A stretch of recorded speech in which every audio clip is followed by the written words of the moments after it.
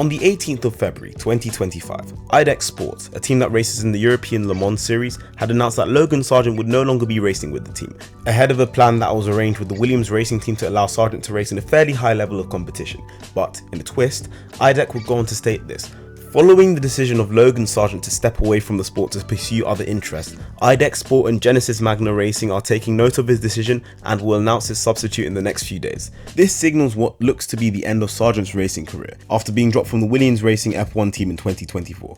But how did it go so wrong, and should he ever return to racing? Well, in this video, we will explore Sargeant's tumultuous journey in the world of racing, what led to his sacking, and if there's any way he can salvage his career. As always, if you like content like this, feel free to like and subscribe. It's only 2 buttons and it really helps the algorithm deliver my videos to more people. So hello everyone, I'm TMWF1, and Logan Sargeant is done. Here's why. Logan Sargeant was a driver whose junior racing career was pretty good, but never really did wonders or stood out, at least to me. That might just be me being harsh, as to be fair to him, he wasn't exactly slow. He won the FIA Karting World Championship in 2015 and the WSK Champions Cup in 2016. At the end of the 2016 season, he made a move into single-seaters, competing in the F4 UAE Championship with Team Motorpark. Despite failing to win a race, he managed to finish on the podium 15 times, finishing P2 in the standings. He then competed in a full season of British F4, winning 2 races, one of which was at Silverstone. 8 further podiums allowed him to finish P3 in the standings, behind Raikkonen regen Oscar Piastri and GT driver Jamie Caroline. As was customary for drivers around a decade ago, Sargeant moved into the Formula Renault series, specifically the Formula Renault Euro Cup in 2018. He won 3 races and finished P4, behind WEC driver Yifei Yi, IndyCar driver Christian Lundgaard and Quadrant member Max Futrell. On a real note though, we do have to put some respect on Max's name. He was fairly quick when he raced. In 2019, Sargeant made the leap into FIA Formula 3, but he was way out of his depth. He finished only P19 with 5 points in a pretty poor showing. His only saving grace was the 2019 Macau Grand Prix, where he finished P3 after qualifying P6. 2020 would have to be better if he was to salvage his racing career. He moved to Prema, partnering Mercedes reserve Frederic Vesti and his old F4 rival Piastri. He massively stepped up in 2020, with 2 wins and 4 podiums, leaving him leading the championship at the final race in Mugello, level on points with Piastri. Unfortunately for him, he was taken out on the first lap, and Pourchaire finished on the podium, meaning that he wouldn't even finish P2 in the standings, finishing P3. After this, he decided to stay in F3 in 2021 rather than move up to F2 like Piastri and Pourchaire due to financial issues. He moved to Charouz, only won once in Sochi and finished P7, but did end up competing 3 rounds in Formula 2 and massively outperformed his teammate in Charouz, which was a backmarker team. At the tail end of 2021, he was finally given financial stability in the form of Williams Racing, signing him onto their academy, and had a full attempt at the FIA Formula 2 Championship with Carlin. His teammate would be Red Bull Junior and now Red Bull driver Liam Lawson. Unlike his first F3 campaign, Sargeant adapted extremely quickly to the F2 cars, scoring 3 podiums early on and then taking pole and winning at Silverstone and again at Austria. This would leave him P2 in the standings on 115 points compared to Lawson's 60, absolutely destroying him thus far. My GOAT. Unfortunately, this would be his last win and podium in that season, as his fall off was extreme. He had 5 retirements in the final 10 rounds and ended the season with P4 in the standings. A respectable first outing in Formula 2, but it will probably be best to do another year and attempt to win the championship. But Sargeant instead decides to do something a little different. Earlier in the season, Jost Capito, the owner of Williams at the time, stated that Sargeant would replace the greatest driver of all time, Nicholas Latifi, if he acquired enough FIA Super License points to do so, and as he had finished P4 in the standings, he had enough Super License points to compete in F1. Thus, Sargeant was announced to race for Williams for the 2023 season. So, how did he do?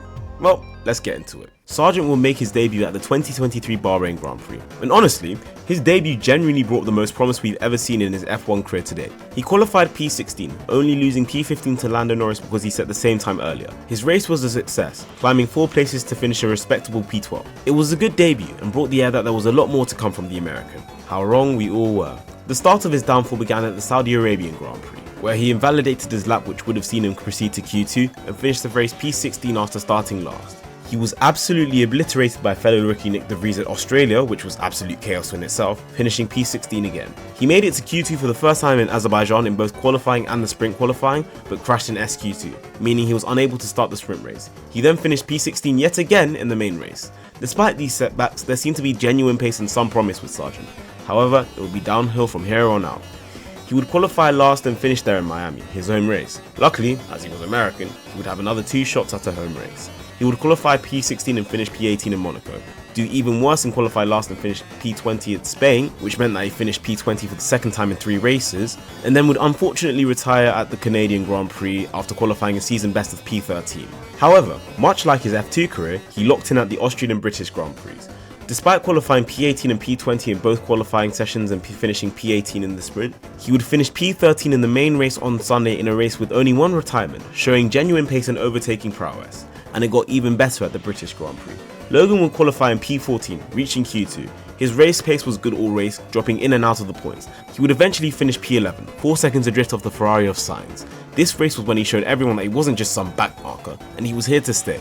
Carrying momentum into Hungary, he backed up that amazing performance with a P20 in qualifying and P18 in the race, not even getting to the checkered flag.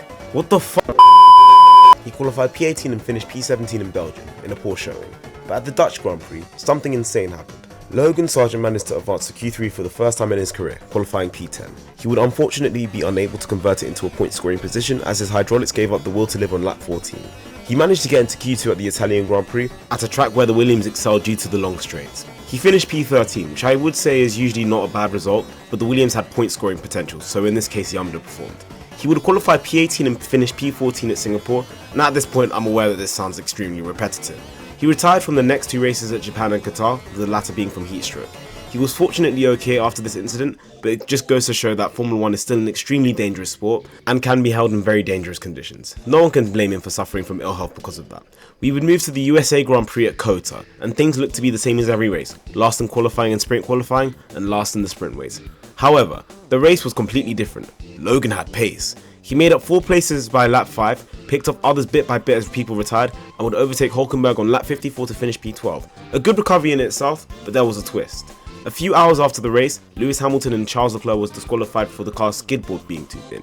One consequence that occurred from this was that Hamilton was unable to finish P2 in the championship. The other, and the more important one, was that Sargeant had finished P10, scoring his first point in F1. This was once again a race that Sargeant showed genuine pace and ability to stay on pace with his teammate Albon and the rest of the pack. And once again, he followed it up with absolute garbage. Classified P16 at the Mexican Grand Prix after starting last was once again not a good showing, not helped by his retirement on the penultimate lap. However, he had a pretty good showing at the Brazilian Grand Prix. After qualifying P19, he stayed out of trouble to finish P11, a few seconds away from Ocon in P10. But by far, his best weekend in terms of qualifying and overall pace has to be the Las Vegas Grand Prix. Going into this race, the Williams was once again expected to be quick, notably down the straights due to the Williams' lack of drag in a straight line. And Vegas just so happened to have one of the longest straights in F1, nearly 2 miles long. But no one would expect just how quick they would be. If someone told me, around the Miami Grand Prix, that Logan Sargeant would get into Q3, I would have laughed at you. If you then told me that he would start P6 in 2023, I would have made a whole video about how you were the biggest Sargeant fan of all time. And yet, here we are. Logan Sargeant qualified P7 at the Las Vegas Grand Prix, and because of Sainz engine components grid penalty, Logan Sargeant would start P6 for his 3rd home race of the season. Would he be able to convert into solid points and his first real points of the season? No. He fell like a stone in the Mariana Trench and would eventually finish P16. His Abu Dhabi Grand Prix was nothing to write home about, failing to set a Q1 time and finishing P16. He finished P21, yes, 21st in a 20-car championship, with only 1 point to his name, failing to outqualify Albon all season. On the outside looking in, it was a torrid season, and Williams had every incentive to drop him. However, this was a project that both parties were committed to, and Williams wanted to invest in Sargeant to build him up to be a better driver. And honestly, it was a welcome change of pace to see an F1 team backing its driver instead of immediately throwing him to the curb. Williams team principal James Vowles stated that he would like to develop Sargeant and that Williams would back him through 2024. He signed a 1-year extension in December 2023, and things look to be going well for 2024. Unfortunately, despite what you may have heard, I've been nice to Sargeant, but even I can't sugarcoat how he did in 2024. P18 in qualifying, P20 at the season opener in Bahrain. A horrible way to start the year. P19 in qualifying at Saudi, an okay drive to P14 in the race. At this point, it didn't seem as bad as last year since the car was in worse shape, but come the Australian Grand Prix, we would see how little Sargeant was valued in Williams. In practice 1, Albon had absolutely totaled his car with a heavy crash. Williams being Williams stated that his car was unrepairable due to lack of parts, and lack of money for those spare parts, and that should have been the end of it.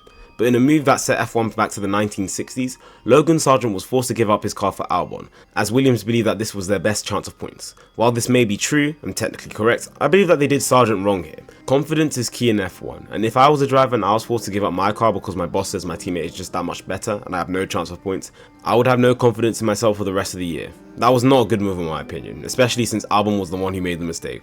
The worst part of all of this is that Albon still failed to score points, finishing P11. Sargeant would later describe being dropped as the hardest moment in his career, and to be honest, I don't blame him. He returned at the Japanese Grand Prix, qualified P19 and finished 17th and last after making a mistake whilst in P11. He finished 17th at the Chinese Grand Prix after starting from the pit lane and getting a penalty. We would then go to the Miami Grand Prix, Logan's first of 3 home races, and after a poor showing in 2023, not much was expected. He qualified 19th for the sprint, but made up an astonishing 9 places to finish the sprint in P10. Part of this was due to Hamilton and Magnussen doing stupid, but it was a great race nonetheless. He unfortunately qualified P17 and in the main race got Magnussen. Time seemed to be running out for the American, with similar performances to 2023. He failed to set a time at Imola and finished P17, and made his first Q2 appearance of 2024 in Monaco, qualifying and finishing P15. Sargeant made back-to-back Q2 appearances at the Canadian Grand Prix, qualifying 13th, but then retired from the race after spinning out. After finishing last of the running drivers at both the Spanish and Austrian Grand Prix, Sargeant had a much needed improved showing at the British Grand Prix, qualifying 12th and finishing 11th after showing solid pace and running in and out of the points. This was his best qualifying and race results of the season.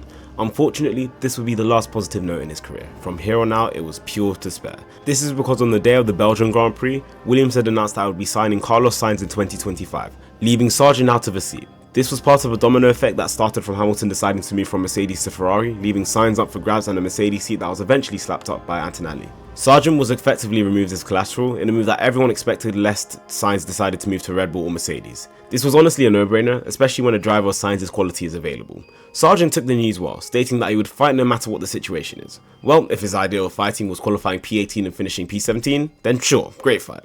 We had the summer break and moved the F1 circus to the Dutch Grand Prix, and the site of the culling of a career. In practice, Sargeant had an extremely heavy crash, destroying the chassis in damp conditions which then caught on fire. For a team with as little money as Williams, this was a mistake that they could not afford to keep making. They managed to rebuild his car for the race, missing qualifying, and Sargeant finished P16. And that was it. 2 days after the Dutch Grand Prix, Williams announced that Logan Sargeant would be replaced by Argentine F2 driver Franco Colapinto. Sargeant would leave F1 with 1 point in 37 races. James Vowles stated that the reason for his departure was that it gave Williams the chance to compete for points for the remainder of the season, and that Logan had already given his all in the sport, tried his best, and it still ended up not being enough, making it unfair for him to be kept on. In retrospect, Vowles seemed to be right, as Colapinto would finish P8 at Azerbaijan and P10 at the USA Grand Prix, scoring 5 points and finishing ahead of Sargeant in the standings in just 9 races. Sargeant went radio silent for the majority of 2024, but had a test with the Meyer Shank Racing IndyCar team in November of 2024. In my opinion, I thought that IndyCar was a great series he could thrive in, especially since he was American, and he performed well in similar spec championships. Unfortunately, nothing so far has come of this venture. Then he was announced to race in the European Le Mans Series alongside fellow Williams Academy driver Jamie Chadwick in December 2024. This was also a good avenue for him, as many drivers that race in F1 took the WEC route, and this could be a stepping stone to winning Le Mans. His fans awaited his return to racing for 2025, and then it was announced that Sargeant would be stepping away from the racing world. When I first heard this, I was immediately reminded of Nicholas Latifi, and how he stepped away from racing as soon as he was dropped from Williams Racing to go and study in the UK. And looking at the wording of Idek's statement, stepping away from the sport to pursue other interests, it looks like Logan is planning on doing something similar to Latifi, undertaking a new project away from racing. Therefore, I think it's best that we do not look for any avenues to where Sargeant could end up, and the most we can do right now is wish him the best.